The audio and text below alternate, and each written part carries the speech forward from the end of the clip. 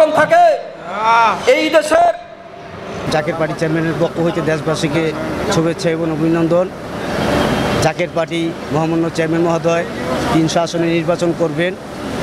আমরা ইতিমধ্যে অনেক প্রার্থী নির্বাচন প্রত্যাশী আছি।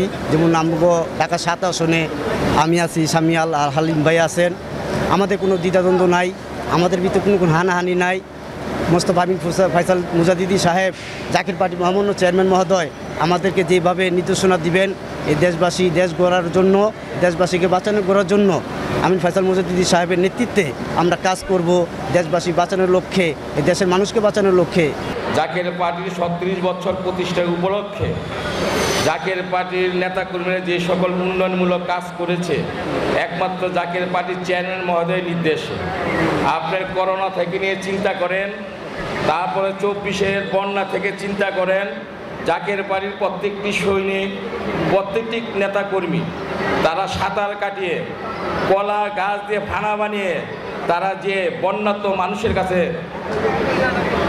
খাবার, বস্ত্র, ওষুধপত্র ইত্যাদি পৌঁছে দিয়েছে একমাত্র জাকের পার্টির চেয়ারম্যান মহোদয়ের নির্দেশ।